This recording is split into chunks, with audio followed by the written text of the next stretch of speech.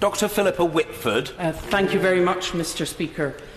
We have paid tribute to many of the people who have come from across the UK to listen to this debate today, but there's one group missing, and that's many members of Haemophilia Scotland who are actually in Tayside attending the funeral of one of their members, the second of 3 brothers with haemophilia.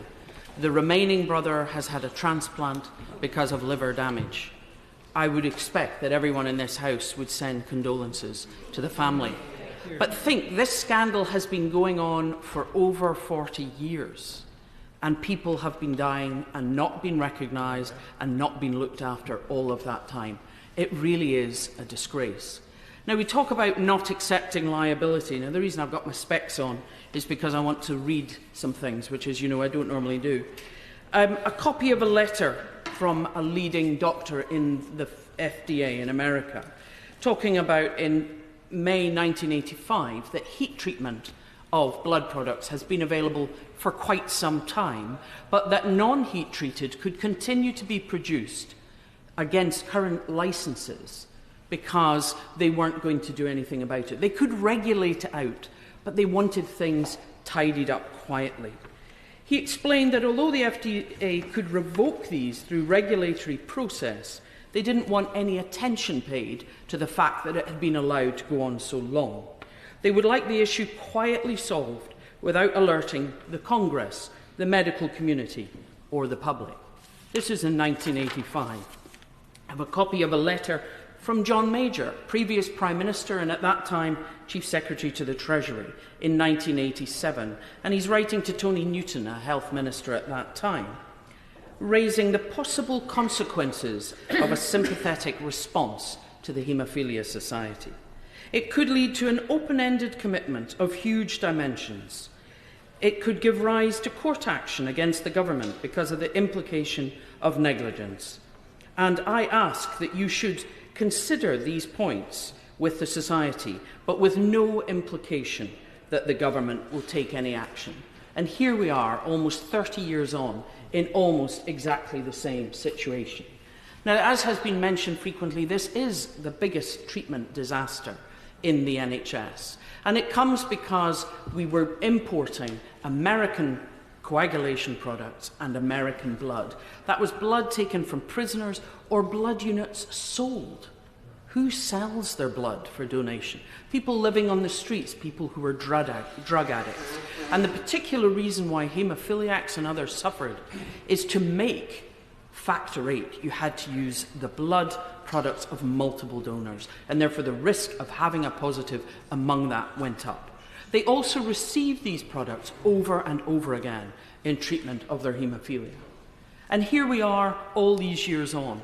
When I graduated in 1982, and through the 80s as a young surgeon, this was just beginning to emerge. This was just beginning to be discovered. And it certainly left me as a surgeon with an absolute fear of transfusing blood.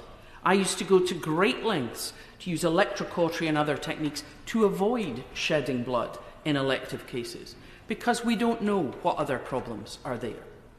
Now, obviously has been discussed, and some of my colleagues have highlighted the exact terms of the Scottish settlement.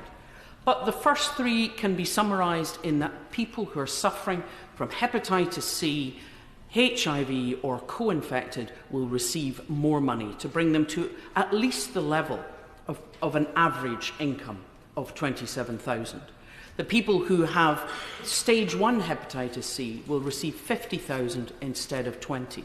And those who've had $20,000 compensation in the past will be eligible to have $30,000 now. Now, is it totally accepted by the Scottish Government that only focusing on cirrhosis is a rather bizarre way to assess people?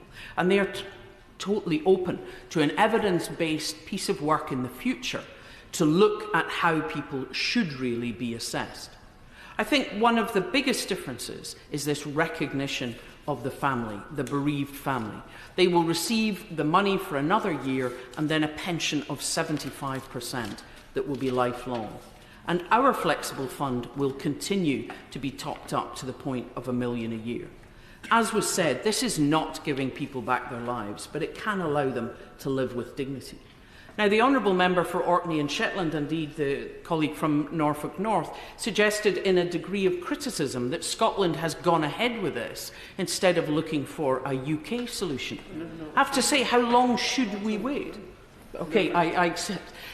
How long should we wait? Scotland was criticised because we were ready to screen blood in 1990 and we waited till 91 so that it would be UK screening of blood donations. We made that mistake then. We can't make it now. I don't have time. I'm sorry. I know that I just don't have time. Basically, I don't think we'd be having this debate with the same urgency if we didn't have the contrast to what Scotland is doing. And it isn't just the financial support and recognition. All patients with hepatitis C in Scotland for whom sofosbuvir is appropriate can receive it.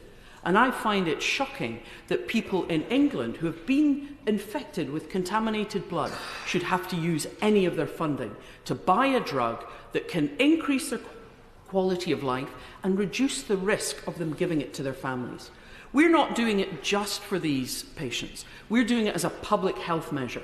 If you reduce the burden of virus in the community, you will reduce new cases. So a year ago, the Prime Minister and our First Minister responded to the Penrose inquiry, an inquiry that Scotland had. The UK has never had a public inquiry into this. Both of them apologised. But our First Minister has used that year to set up a group to look at changing support and ensuring that people can access treatment and that families are recognised. I call on the Prime Minister to honour his apology